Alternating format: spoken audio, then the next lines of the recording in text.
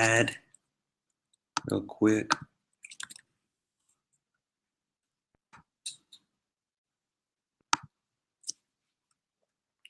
Feel free to ask your questions in the right-hand side. Is it bad, Patrick? Should I wear some headphones? Let's see for a second.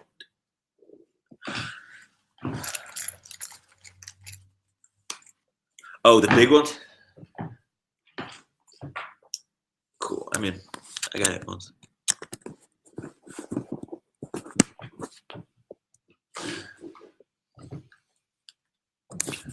Brad, you call in. How do you call in? You should be. Do you see a? Hold on. Let me get the Blab guys real quick. Just tweeting out this link.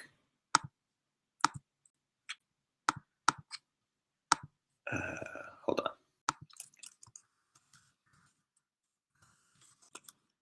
Can you hear me? Yep. Perfect. Perfect. Brad, welcome to Products on Live. Thanks for having me. Yeah, absolutely. So there's so much we want to get into and so much the audience has given me to ask you.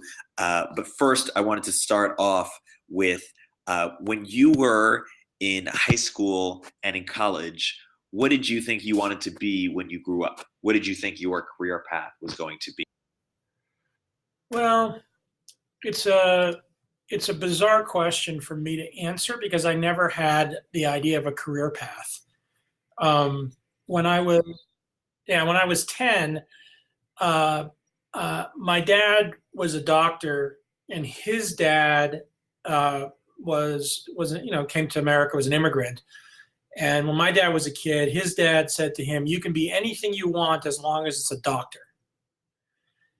And my dad would tell me that story. And when I was 10, I walked into his office and said, "Dad, I don't want to be a doctor."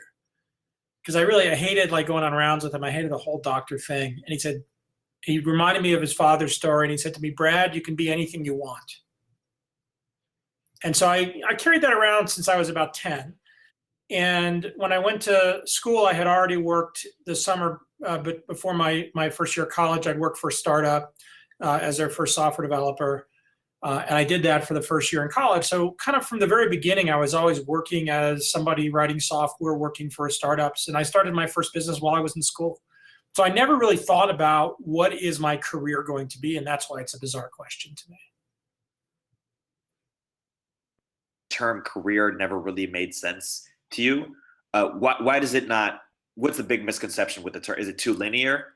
Yeah, I mean, I get what people mean when they say career. I understand it conceptually.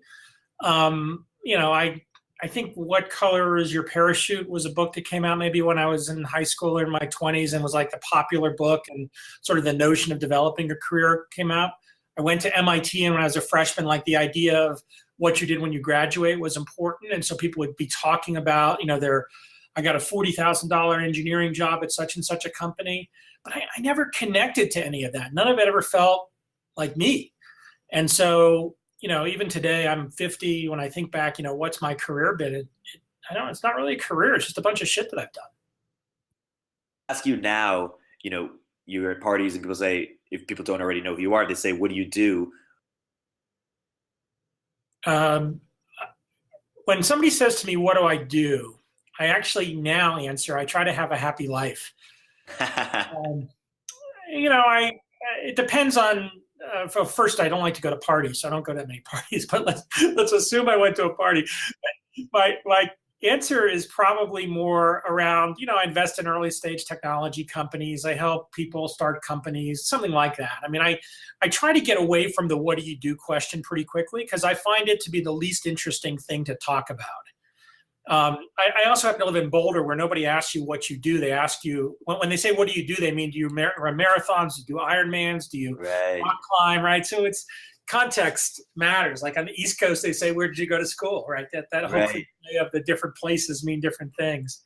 But I think fundamentally, what I do is try hard to learn and teach every day and be involved in lots of things that are stimulating to me and stimulating to others. When you think about, sort of what ties your, and I don't want to use the career word, but sort of the shit you've done together in terms of interests. Is it as broad as working with cool people on cool problems, or what from an interest, like what ties the stuff you've done together? Oh, let me. Whoops, sorry. Yeah. Sorry. Um, what ties it all together? I've always been very obsessed about technology. I love science fiction. I've been reading science fiction since I was that 10-year-old me was reading science fiction. Um, I think about what we are as a species, as humans. So I'm actually of the mindset that we're not the only species. And the notion that we're the only sentient beings in the universe makes no sense to me. So I'm very fascinated with this idea of our current reality is such a tiny, tiny, tiny time slice of whatever simulation we're part of. And so I'm just incredibly curious about things that continuously change and impact how we interact with that. And at some point, I think I came to the conclusion that I had to limit the range of that. So, technology is one range, philosophy is another range, history, politics, like there's all different kinds of places you can go with it. And my fundamental nerdness really had me captured by creating shit. And software was the easy stuff for me. I had a very, very hard time with anything that was physical. My wife Amy likes to say that I have a very challenged relationship with the physical world. And I'm not permitted to get on a bicycle anymore. I've had two very serious bike accidents. Both of them were by myself, right? So, it's not the absent-minded professor problem. It's something about physical space is not as comfortable for me than virtual. I'd much rather be sitting doing this than together somewhere. Mm-hmm. Doesn't mean that I'm not willing to or able to sit with other people and interact with them, but this is better for me. Hence the no parties or the few parties. I spent a lot of time traveling, probably 75% of the time for 20-something years, and a big part of my own personal struggles, with my energy level, sustaining it, depression, getting completely physiologically exhausted has a lot to do with interacting with the physical space. So it's not just that I crash bikes, but that I don't really have a particularly good governor on things like that. And so... Good. Blue Bomb, your product time? Hey! Product time, perfect. Yes. This must have been just printed, right? Yeah, fresh off the Glowforge. We got a board meeting. So Dan Shapiro is here for a Glowforge board meeting today, and so this was just printed on a Glowforge. So that's amazing. That's amazing. See you shortly. Awesome. Anyway, that's enough on the physical world. But I think for me, it's much more. The software piece started because I could actually do it comfortably, and I love the idea of not lack of collaborative work, because of course software development it is today very collaborative, and even 30 years ago was pretty collaborative. But I like the abstraction of it. And what's happened over time is I've gotten much, much more comfortable with hardware, but hardware in the context of the way we describe it at Foundry Group, which is software wrapped in plastic. So the idea that it's things like Fitbit or Glowforge, which is it's a piece of hardware. But the magic of Glowforge goes well beyond just the hardware. The software is actually part of the absolute brilliance of what a company like them or a company like MakerBot is doing. Let's talk about the traveling thing for a second. Did you know that it was killing you and still doing it? Was it a self-awareness problem, or was it just what was the problem there? Why didn't you stop? Yeah, it was not. I was not aware of it in a long arc way. I would describe it much more as a moderator abstainer problem. on the spectrum of being a moderator or being an abstainer, I don't really know how to moderate very well, right? I don't run to stay fit. I run marathons, right? I don't drink that much. My parents didn't drink, so I grew up in a household without alcohol. But it's very, very hard for me to have one glass of wine deliberately. Like if I have a glass of wine and nobody comes by and pours another glass, I can stop. But if it's a bottomless pour because you're at a restaurant where they keep pouring more wine in your glass, you're drinking it. Yeah. And so on any dimension, whether it's physical or intellectual, I'm not shallow about what I like to pursue. I go very, very deep because I don't moderate it.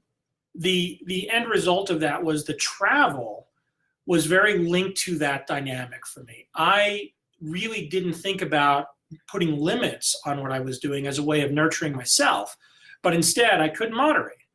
And it wasn't until 2013, I guess the summer of 13 to the summer of 2014, I didn't get on an airplane except for 2 times, both vacations. The first time in my life that for 52 weeks, I didn't travel. Wow.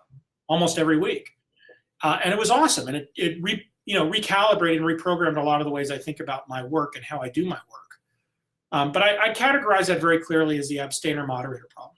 And in terms of the travel specifically, is it because you are somewhat of an introvert, if you even accept that sort of dichotomy of introvert extrovert / need alone time, or what was the?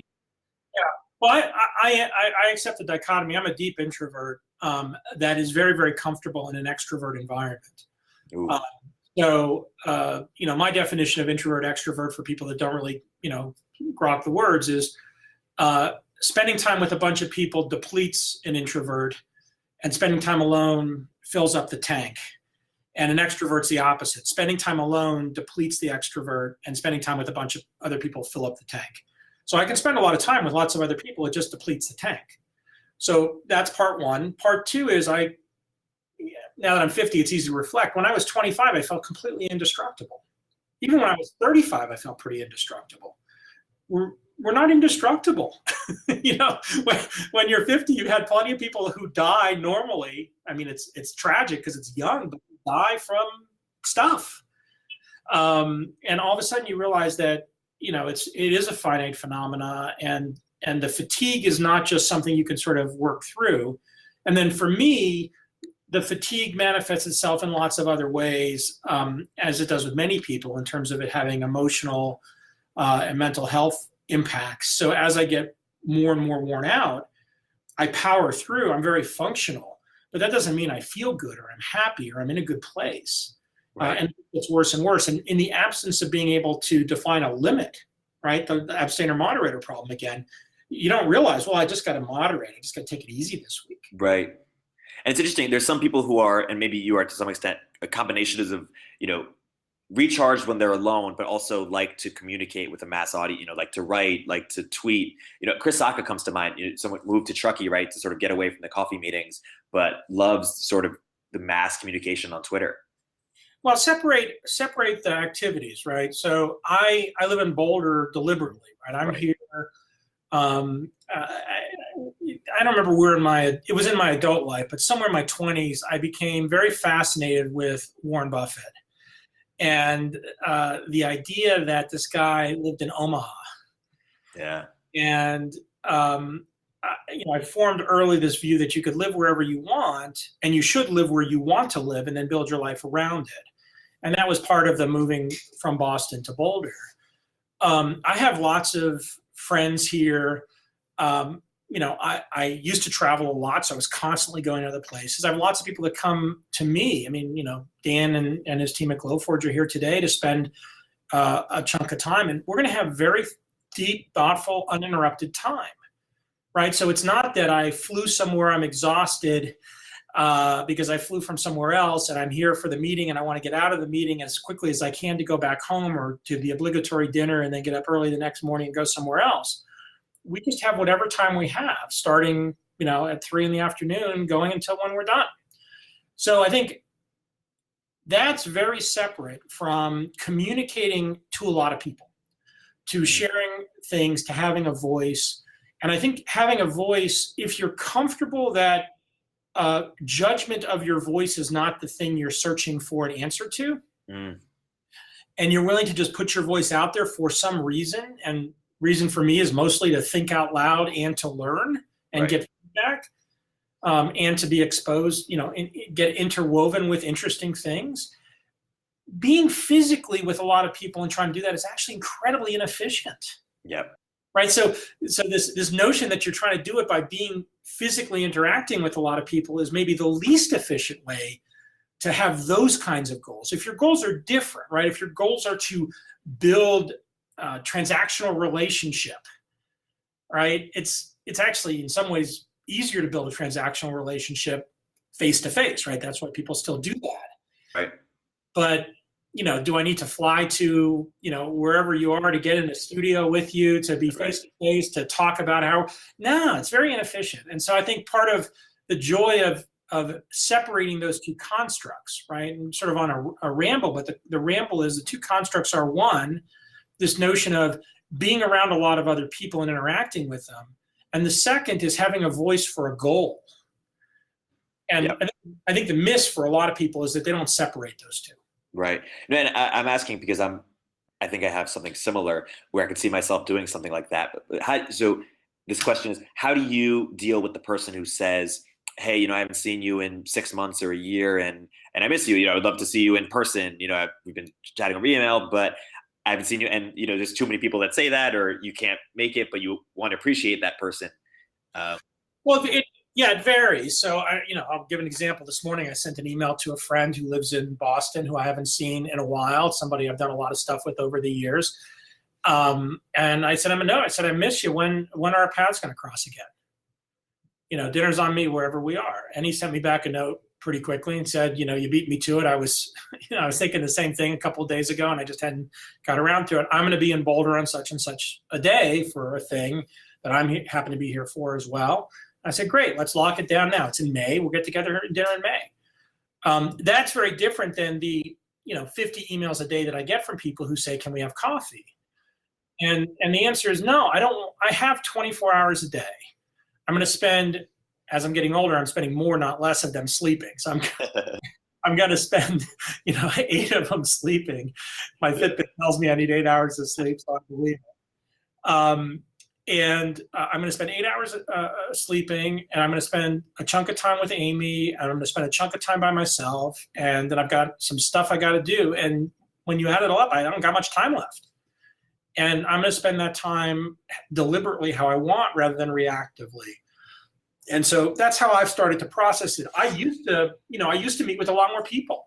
Mm-hmm. I used to, I would say, feel the need to meet with a lot more people. And what I realized I don't have to meet with them to still have an interaction with them. And so the issue is somebody says, "When I have coffee," is I say, "No, let's go back and forth on email. What do you want to talk about?" Yep. And a lot of times people say, "I don't know. I just wanted to meet you." I'm like, "Okay." Yeah. I think a good example of someone to bring up in that context is Ben Casnocha, your friend for a long time and a recent friend of mine who, struck up a friendship with you at a very young age. And the reason I'm asking is for people who want to build relationships or friendships with very busy people. Talk about the Ben story and what was it about Ben that people. Sure. I met Ben. He was probably 14. I was at Mobius at the time, and he came in to our office. He was the son of a friend of one of the partners, and he came to pitch us his business called Comcade, and it was a couple $100,000 a year business. 14-year-old, incredibly precocious. I remember what he was dressed in. He was wearing a white shirt, white dress shirt with this bright yellow tie. And he was a big kid. He was big guys. I'm 6'1", and I always feel like I'm one of the taller people in the room, and Ben towers over me. And he reminded me a lot of me when I was 14. So I liked him a lot immediately. Started a friendship with him, got together with him when I was in the Bay Area periodically as he got older. I think he came out to Boulder at some point, and Amy, my wife, and I spent some time with him, and we got into a rhythm. He was probably still a teenager. He was out of high school, but still a teenager, maybe 18 or 19 at this point. where we would get together once a year for a long weekend, 3-4 days.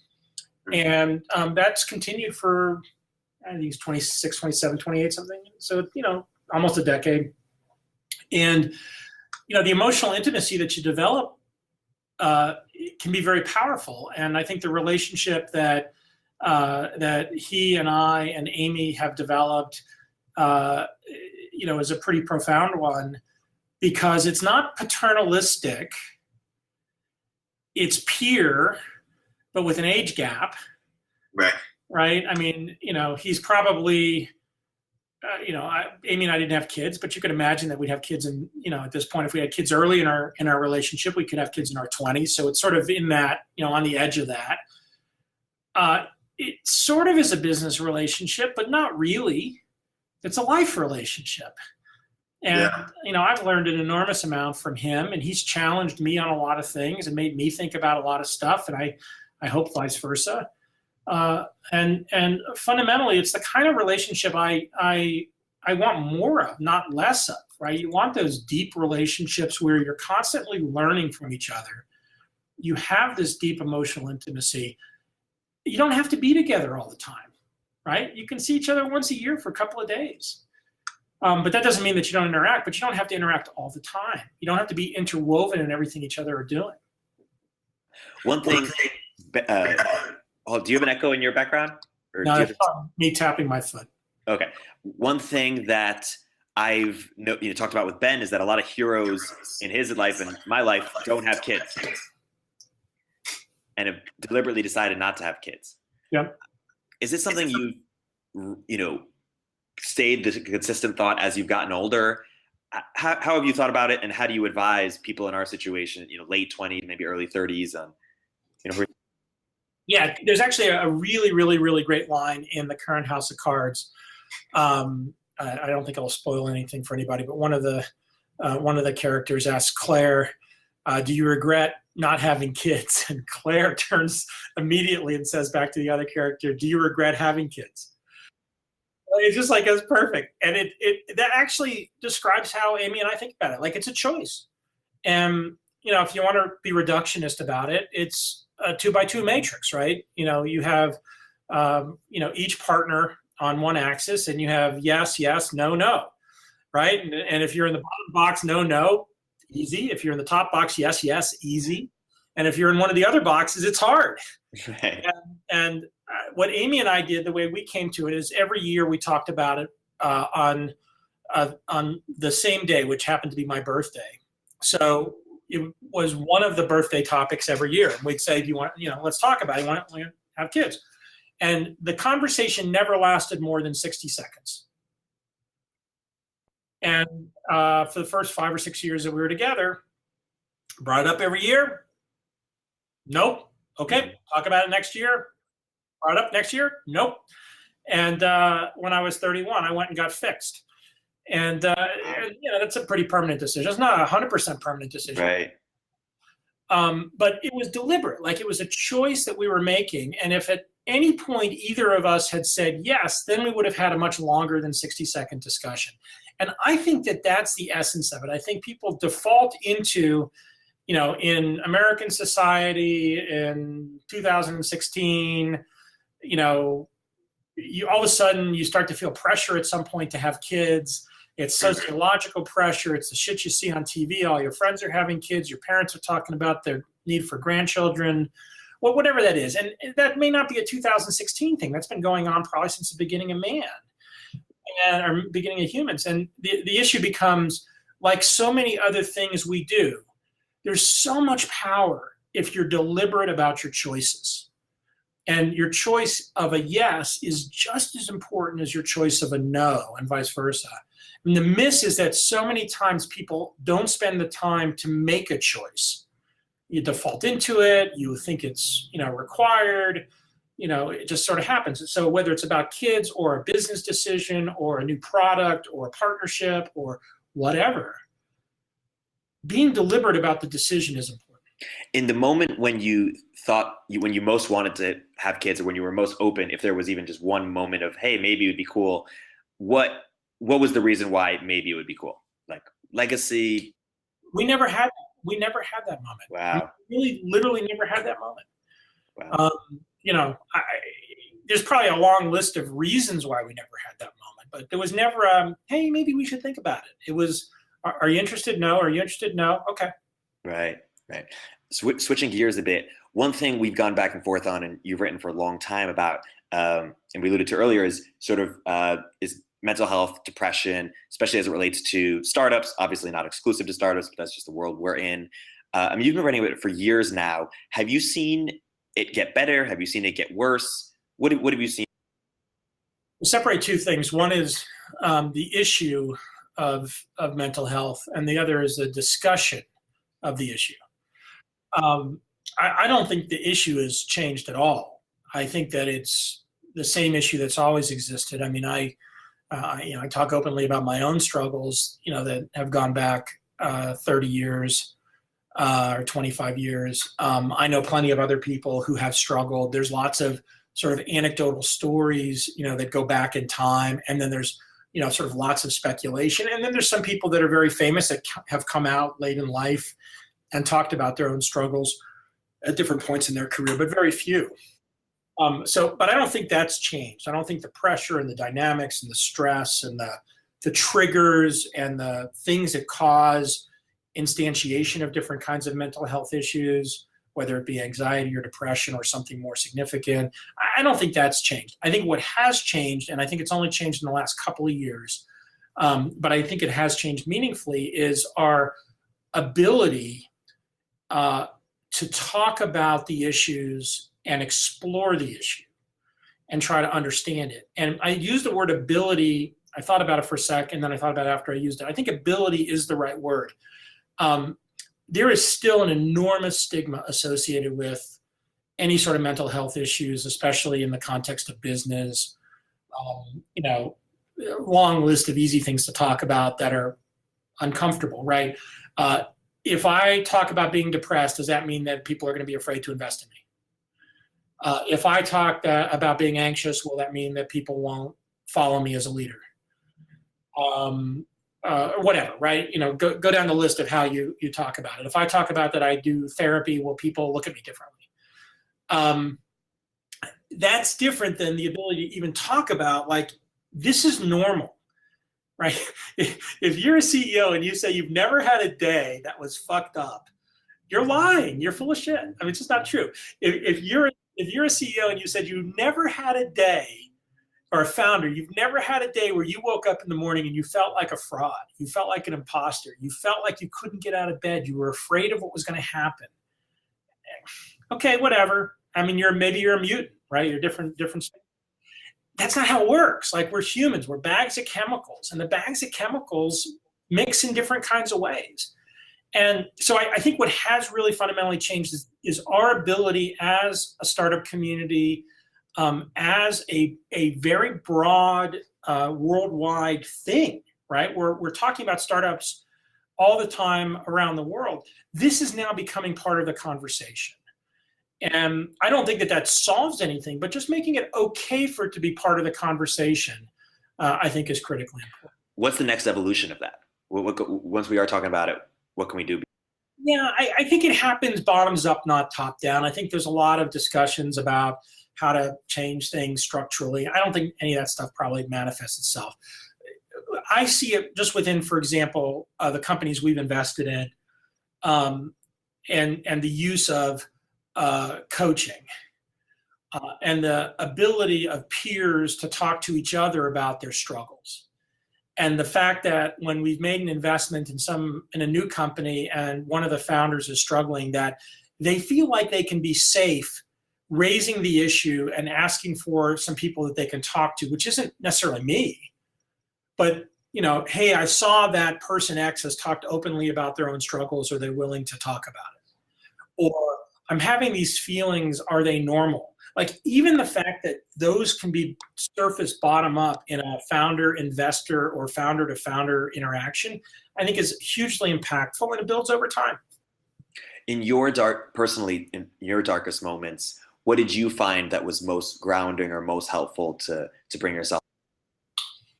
Couple things. One is I I would call out Amy specifically. So having a partner who is not trying to fix you, but is willing to be supportive and engage in whatever you're going through. Like understands that you're going through something. It's not simple, and it's not their problem or their solution to address directly, but that they can help enormously through just their involvement and engagement with you. So that's thing one. Thing two is friends that have similar characteristics.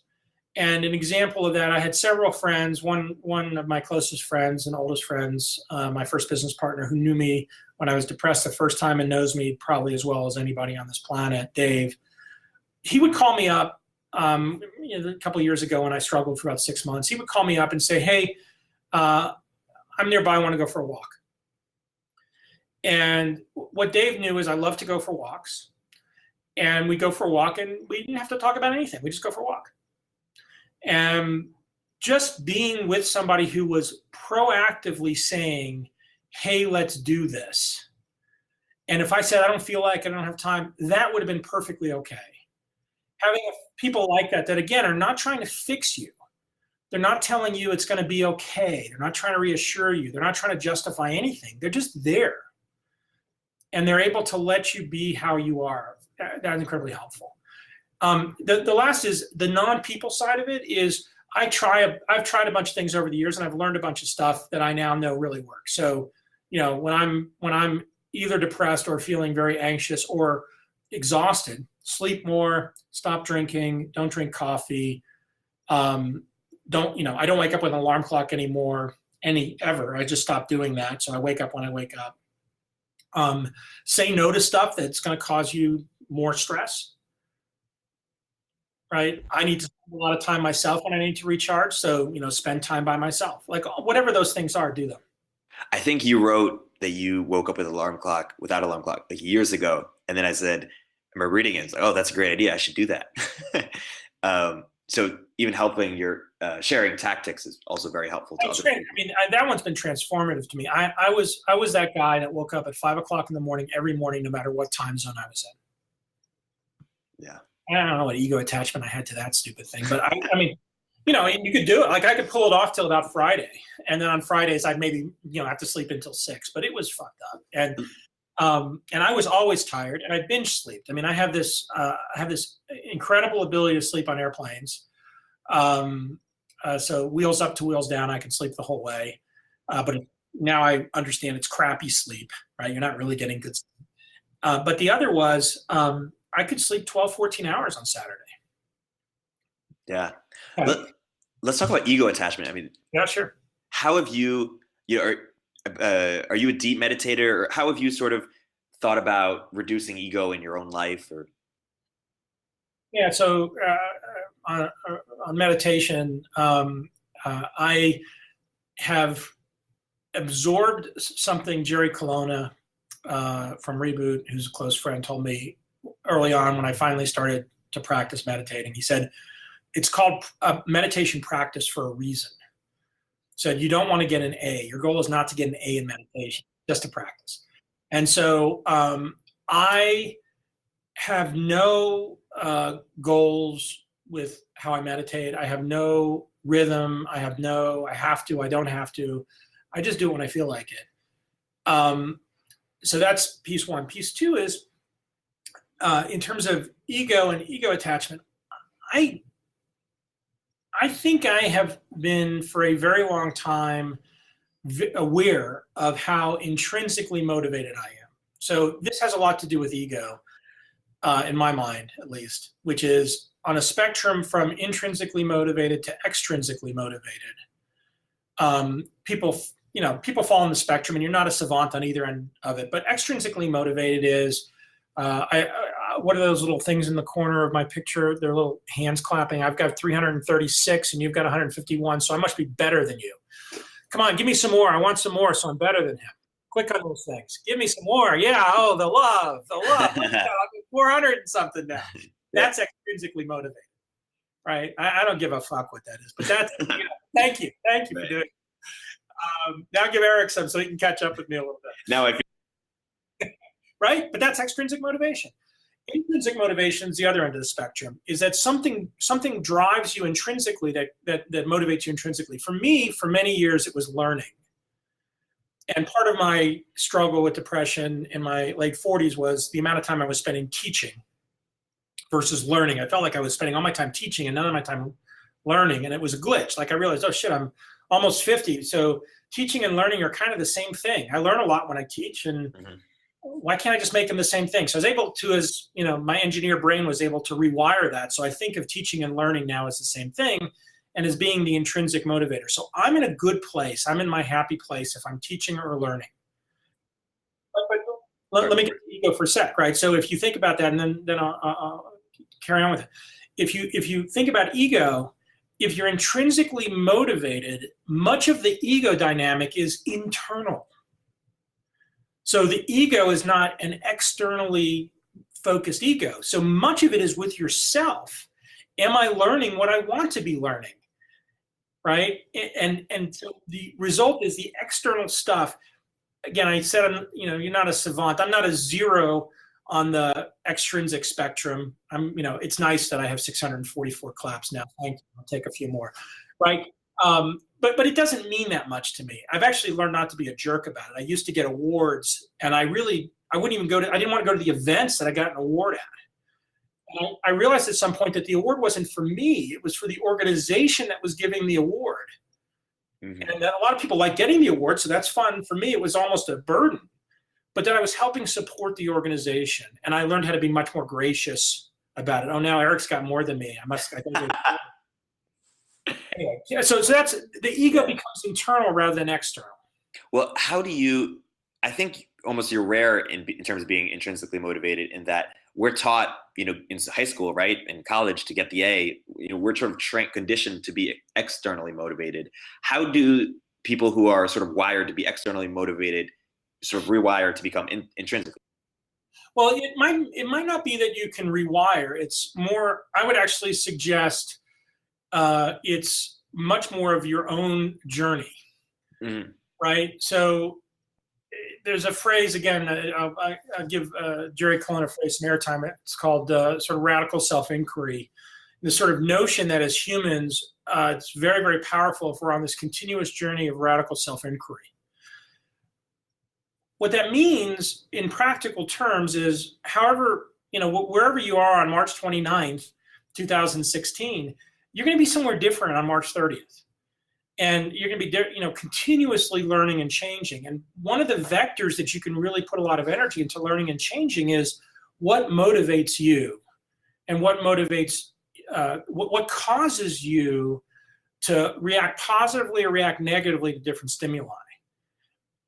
One of the hardest things to do is figure out how to tune out all the bullshit that has nothing to do with you, so that you can start to focus on the stimuli that actually has something to do with you and how you respond to it. An example would be, many people struggle with this. I don't care about the presidential race at this stage. I think it's just complete and total theater.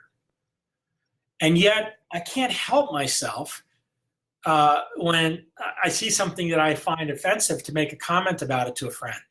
Or Amy and I were together on Saturday, and she likes to read the New York Times on paper. And she was reading something on paper, and she tore it out and handed it to me, and it was about politics. I don't know if I fucking read this, but I can't help myself but read it because it's just so whatever. Figuring out how to tune that out so that you can spend the vast majority of your time on things that you think matter is one of the ways to start to get to this radical self-inquiry, because we're using all that other stuff as noise to procrastinate from putting time and attention to the things that you actually care about. Yeah, when you rewired in your head that you should see teaching as learning, I'm fascinated with this concept of rescripting things. Did you sort of change the type of teaching you were doing so that it was learning, or did you literally only change the approach that you took to? I don't think I changed how I do much of anything. I think what I did was I added another tag to intrinsic motivation for me. I said, okay, it's been learning, but now it's teaching also. And it was kind of that simple for me. And at first, I tried it out loud a few times, and I kind of felt like it was a little bullshitty at first, right? I mean, that seems too easy. And Amy's reaction to it was actually quite positive. She's like, yeah, like, of course, right? And a few other people are like, of course. And then it started to sink in. So I don't think it was more profound than that. And I think one of the things about rewiring, I mean, we get rewired when something shocks us, right? And I use the word shock, maybe it's deliberate. It's like, electric shock therapy actually starts to rewire your brain, right? A death of a family member, a failure of a business, a serious physical accident, a near-death experience, a major relationship blow up, doing something that you shouldn't have done and then get caught for and have to deal with the consequences of it, whatever that is, whether it's legal or illegal. I mean, those things are shocks that tend to have pretty profound impacts on people. And the opposite is true too, right? There's this reinforcing behavior that's sort of the reinforcing behavior of nonsense, right? If enough people tell you that you're awesome, then of course you're awesome. And then you start thinking you're awesome. And then you start doing stupid shit because you're not thinking about what you're doing. And then all of a sudden you're not awesome anymore. And, oh, by the way, what does it matter if you're awesome or not? Yeah. Who cares? I mean, at the end, we're all going to die anyway, right? So what did that mean? So Right. I think for me, at least, it's knowing that there's a lot of overhead in our lives regardless, knowing that no matter how disciplined you are, how disciplined one is, it's unlikely that you're going to be extremely disciplined and rigorous about cutting all the noise out, but that part of the way to grow is to get rid of a bunch of the noise and focus on yourself and focus on what matters to you and what you think matters, and then test it against your reality. Yeah. One thing that I've noticed, obviously, from knowing your work and hearing you talk, the importance, and this might seem silly to even say, but the importance Amy has in your life as a, best friend, as life partner, as a rock. I'm curious, as someone who, goes all out and everything that he does and tries to improve yourself. What do you think you guys do, as a couple in a relationship that some other, what have you learned that maybe some other couples don't do but should do? Or, what are sort of things that you guys have learned to keep it, you know what I'm trying to ask you.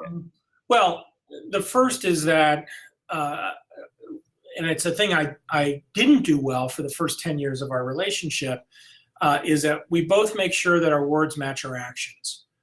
And I try to have my words match my actions throughout everything I do. And it's not, I fail at that. I make lots of mistakes. But that's a pretty underlying desire. And in our relationship, we hold each other to a pretty high standard in that. The next is when we're together, we're together.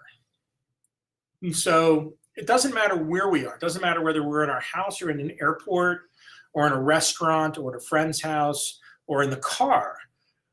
We're both present when we're present. And if one of us needs to be not present, we're explicit. I don't pick up my phone while we're driving to dinner and call someone. If I need to call someone, before we get in the car, I say, I need to talk to this person. Is it okay with you if I make this call? And a lot of times she says, no, it's not. And I deal with that. And sometimes she says it is. So, and they go both ways, right? I mean, that sort of being present is both directions. We get together and we have what we call life dinner every month on the first day of the month. And on Friday, I'm actually traveling. So we're going to, on Thursday, have life dinner instead. So we can move it around, a day or so. It's once a month. It's not date night. We have plenty of those. But it's a night where I like to say, if you know Agile software development, it's a retrospective and it's our forward planning. We basically, it's the two of us. We have dinner. We have a tradition of exchanging a gift. The gifts could be serious or they could be playful. It doesn't matter. There's no rules about them, except we have to do it. Then we sit and we look backwards and we say, how was the last 30 days? And each person goes, and sometimes the conversation is very short and sometimes it's very long. Sometimes it's happy. Sometimes there's lots of tears. Sometimes it's very internal. Sometimes it's about both of us. And then we do the same thing going forward. What are we looking forward to in the next 30 days? What do we want to do? What are the things we want to work on together? And it's very much about us as individuals and us as a couple. But the result is there is no more than 30 days that ever elapses between this conversation. So on the 21st of the month, when she gets pissed off at me about screwing something up that annoyed her, she doesn't have to deal with it in real time. She can wait till the end of the month. On the 24th of the month, when she does something that bothered me, I can wait till the end of the month. And by the way, you can be in the moment with each other without having to be, right, reacting to everything in the moment. And the end result of it is it makes for a life and a relationship that, if you go back all the way to the beginning, is intentional. And I think this gets harder as you get more stuff in your world. You have more, demands on your time. You have more, I can't even imagine the demands if you have kids, how that adds into the mix. But businesses, travel, friends, stuff, things. And all of a sudden, as a couple, it's harder to be intentional, because when you started as a couple, your whole world was about the two of you. That was the whole thing. Like, fuck everything else. It's just about us. right. And 25 years later, the problem in so many relationships is it's all about everything but us. Mm-hmm. And I think that that's something that we've continued to, I would say, put real work into. It's not like, oh, and it just works because she's awesome and I'm awesome and we love each other and we're great. Yeah, it's way more complicated. The rituals are very important. Yeah. How do you balance the tension between being intentional but also sort of letting go a little bit, or letting the... Yeah. I have failed at many things. I have had many, mostly work and product related things, but not exclusively. I had my first relationship. I got married right out of college, lasted a couple of years, was a total debacle. So early on I had a failed relationship that was very significant. I was a PhD student. I got kicked out of PhD program because I was a crummy PhD student. I was a good entrepreneur, a lousy PhD student. At the time, I was trying to do both. So I've had a number of things as an adult that I've failed at. At some point, and I think it probably was in the 2001 time period, so when the internet bubble was collapsing and my whole world was in utter turmoil, and I realized, you wake up in the morning, and you have a crappy day, and at the end of the day, you do whatever you do to relax, drink a scotch. Now it's legal, so we can talk about it, at least in Colorado, smoke a joint, or do whatever. And you go to sleep, and when you go to sleep, you're like, tomorrow's going to be a better day. And I realized after about June of 2001 that every day had been worse than the previous day. and you sort of change your frame of reference. Like, it's not that it has to be a better day, it's just going to be a day. And so I think for me, at some point, I have had so many things not work that I stopped having, and I don't think it's ego attachment so much as just attachment to this notion of what is going on. And I wrote a post a while back. I was really wrestling with three words: attachment, detachment, and non-attachment. And the word that actually really spoke to me was non-attachment. That detachment was not what I was trying to do. Detachment is like, I don't care. Mm-hmm. It's sort of the opposite of attachment. But non-attachment was not that I didn't care. It was that I was unaffected mm-hmm. by the caring. And there's a very well-known John Galt line from Atlas Shrugged, which is, it's not that I don't suffer, but that I know the unimportance of suffering. Right? It's kind of it. Like, good things happen, bad things happen. Gotta deal with it. Related to ego, I want to make a point. You've been a tremendously successful investor. You mentioned Fitbit. There's a bunch of other ones. Techstars, obviously. You guys could have, raised $1 billion+ fund, but you guys have chosen to do much smaller funds consistently. And it seems that that's a deliberate decision you guys made, and one that took a lot of restraint because the fees alone would have, made you guys incredibly rich. Talk more about that decision. Yeah, well, for a couple things drove it. It was a fundamental part of our strategy when we started Foundry in 2007. The previous firm we'd all been part of, which was Mobius Venture Capital, had raised 3 funds in relatively rapid succession: 97, 99, and 2000, 300 million, 600 million, and a $1.25 billion fund. And I would say when we started Foundry, we spent a lot of time thinking about what positive things we had learned from the Mobius experience and what negative things that came from it. And one of them was that we decided that we didn't want to build a scaled organization, that we didn't think that what we did, the way to maximize the amount of money we made for our investors, was to build a scaled organization. And your comment about fees is so telling, is that for any VC, it's cliche, so it's easy for people to say it, but you got to live it. If you're focused on the fee, you're actually not returning value to your investors. The fee is a tax on your investors, right? So in some ways, having a bigger fee is actually just creating a bigger hurdle for what you're going to do in terms of success for your investors. So there's a lot of stuff to unpack. It takes much longer than probably the 8 minutes we have left in that. But fundamentally, when we started Foundry, we said we want to get rid of a bunch of noise. And what are the things that create noise, that are inefficient and ineffective uses of our time, where we want to spend as much of our time as possible doing what we think our job is, which is our investors give us a box of money and we give them back a bigger box with more money in it. And lots of different ways to accomplish that. And we didn't have a list of ways to accomplish that, but we said we want to get rid of as many of the things from that we think are not effectively on that path. Building an organization was one of them.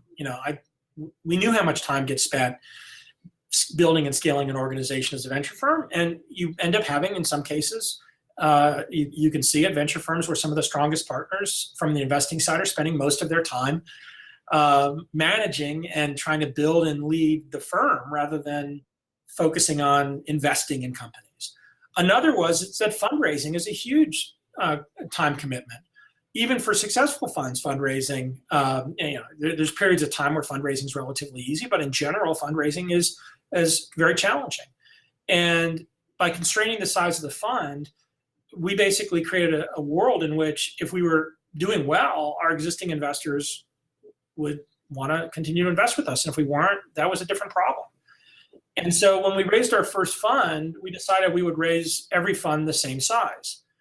And when we raised our second fund, which first fund was 225 million, second fund, which we raised 3 years later, was 225 million, we actually had a number of LPs say to us, that has never happened before, right? Like, you guys could have raised a lot more money, but you chose not to. I'm like, well, we weren't joking. and subsequently, as we've gone forward, we've continued to just raise the same size fund. So, it's not that you have to have a static strategy over time, but it comes back to where we were for a long time, which was this notion of being deliberate. Like, our decisions around how we spend our time are, over a long arc, very deliberate. There are elements of it that are random. I didn't sit down and figure out how much value I was going to get out of spending an hour doing this. We're not investors in Product Hunt. Why would I do this? Number one, I think Product Hunt's cool. Mm-hmm. I'm a happy user. Number two, I've enjoyed the engagements that I've had with you and with other people in and around Product Hunt. Number three, I've gotten some benefit from Product Hunt. Mm-hmm. And so I'm happy to engage with it. And I have no idea what comes out of it, but it then becomes part of the philosophy that is deeply woven within everything we've done at Techstars, which is now encapsulated in a phrase called give first, which is this idea of putting energy into something without knowing what you're going to get back. Right. Not altruism, but it's a non-transactional relationship, right? I'll put some energy in. I don't know when I'm going to get back, but I expect that I'll get something back from somewhere over some period of time and some consideration. And my own experience is that the amount that I've gotten back by doing a bunch of random things that are within a universe that are interesting to me is orders of magnitude more than I put in. And in the context of what our job is, it actually has been a huge positive enhancer on doing our job. It's a sort of positive serendipity. Yep. I want to close with the last couple questions. One, what's something that you used to fervently believe that you now see as fundamentally misguided? Basically, something you've changed your mind upon. Maybe it's in business, maybe it's in relationships, maybe it's intellectually or friendships. I used to think that if I was physically present, I could impact the outcome of what was occurring. That was part of what drove all the travel, right? Something screwed up on the other side of the US. I got to, take a red eye and go work on that. Sometimes I did, sometimes I didn't, but it had no correlation in hindsight to me physically being there. I'll give you another, which is something that I have believed for a long time that many people simply didn't accept, that I think now is becoming more accepted. So let me give you the opposite one, which is, because it pertains to investing as well, which is I have believed for a very long time that you can be an early stage investor without having to be physically near the companies. And in fact, I'm yet to meet a founder who says, I love it that my VC comes and hangs out with me every week. I say that tongue in cheek. I mean, there are plenty of people who spend lots of time with their investors.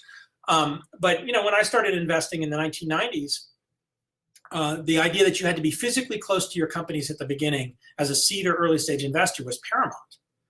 And I just never believed it. I mean, my investments from the beginning were all over the place. And I learned over time I could only handle the US, and that was more of a me constraint because of geography, time, the abstainer moderator problem. You add a bunch of foreign travel into that mix, and it just gets that much harder. Also, just the expertise around this thing I said earlier about narrowing what you know and what you spend your time on. Having done some investments in Europe and having completely failed at them, I realized that there were a lot of things I didn't know and I would have to spend a lot of time to learn and get good at. And I wasn't willing to invest in that. So that's one of the flips. And they're interesting to me. The reason I wanted to say the second one is they're both linked to physical instantiation. I mean, I think 50 years from now, we're going to look back at our time and how we dealt with physical versus virtual, and be amused in the same way we think about the 1800s today. Wow. Lastly, drop a note about us not being the only sentient beings on this planet. To unpack it just a little bit. Yeah, I mean, I'm reading Calvin Liu's second book now, Deep Forest. Three-Body Problem was the first, and Three-Body Problem. I'm almost done with the second one. I love it. The first one had a lot of people who liked it and a bunch of people who didn't like it. And I actually, when I went back after I read it and poked around, I couldn't really totally get why people were the negative side of it. The positive side I totally resonated with. If you're interested in science fiction, The Dark Forest is mind-blowing. Like, it's just even so much better. And the book is fundamentally about the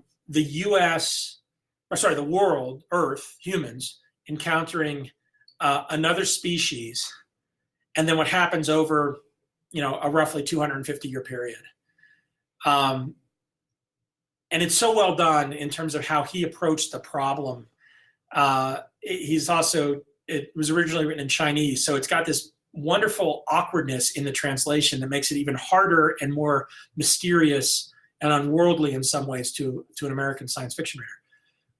The reason I use that as the backdrop is I've been reading science fiction for a very long time. Like, one of the great, mythologies of science fiction is that there's other beings in the universe. Like, any movie we want to watch, that science fiction movie is talking about, other beings in the universe. Doesn't matter whether it's Battlestar Galactica, or Star Wars, or Star Trek, or whatever. So the human imagination gets this. The scientific dynamics are scientific limits, and this is a very, very important part of the three-body problem. Scientific limits that we have are ones that we don't actually understand what the constraint points are. And if you go back in history and you think about Newton, and there's another really good book, it's not science fiction, it's more science history, called Vulcan. how the search for a planet and how Einstein destroyed it, or something like that. Another great book, because it talks about Newton to Einstein and the notion that for a long period of time, to explain what was becoming essentially the way that Newtonian mechanics evolved into theory of special relativity, but before that, how people try to take Newton and apply it, to how the planetary system works. There was actually a belief that there was a planet between the sun and Mercury called Vulcan. Einstein's thing that he discovered changed the way that with general and special relativity, or the other way around, changed the way that people thought about how that stuff worked. Newton changed the way people thought about how all that stuff worked when he came up with what he came up with. Mm-hmm. Now, we can make the argument that our ability to understand this stuff is accelerating, but I would make the argument that we don't understand any of this shit. Yeah. We happen to know it in our small period of time with whatever the constraints are. And whether it's that there are multiple dimensions and we're living in one, whether there's parallel universes, whether the construct that we've created of a universe is not actually what it is, whether there's multiple universes who knows, right? And so we could spend a lot of time thinking about it, but I think fundamentally the answer is it's just completely illogical to me that we are the only sentient beings that exist in whatever the container is of the infinity, right? That theoretically is our universe. Perfect note to end on. Leave us a lot to think about. Brad, it's been a pleasure. I want to respect your time. Thank you for being on the Product on Podcast. Lastly, just for yourself, any plugs of book upcoming or things to look out for, or things people should know about your world? I got no plugs that are important. I'll turn it around the other way and say to everybody that's here, if this was useful and interesting, go out and teach somebody something you learned. Yeah, that's perfect. Thank you, Brad. It's a real honor to chat with you. You've been, so supportive, and thank you for all you do for the startup community. Thank you for joining us today. My pleasure. Thanks, man. Okay. Take it easy, Brad. See you. See ya. Guys, what a special episode. Tweet at bfeld, BFELD, and let him know you appreciate him, appreciate his work, appreciate his writing. Check out his blog. I've been reading it, I don't know, maybe 10 years now, reading a long time. Always been a big fan. One of the best guys in the game, best people, not just guys, at what he does. And also one of the nicest, one of the kindest, and just consistently, and to see people who are very successful have, not have a big ego and sort of be able to be vulnerable and be, connect, be human is very, very important, and something I hope that a lot of us strive to do. Again, check out his blog. His books are also fantastic. Startup Communities and Venture Deals. Erica, I see your message. Just a great guy, great person, and very lucky to have him on. So make sure you tweet at bfeld. Definitely, give me some feedback if you have feedback for what you want to see in these interviews. If you have feedback for what guests you want to see. If you have questions for Brad that you didn't get answered here, feel free to tweet at him. Maybe we shall be able to have a part 2 someday. But yeah, I feel good. I feel inspired. I hope you do too. Have a great rest of your day, everybody. Thank you for watching. And until next time, I think we have a couple other great Product Hunt Labs coming up this week. I'll check really quickly. One is with John Lilly, who's also just one of the best, one of the kindest people in the game. Very, very smart, just like Brad. And Human, who is from Expo. Expo's Garrett Camp's thing, sort of incubator project that is fantastic too. Okay, actually tomorrow, John Lilly at 11 a.m. See you guys there. Have a great rest of your day, everybody.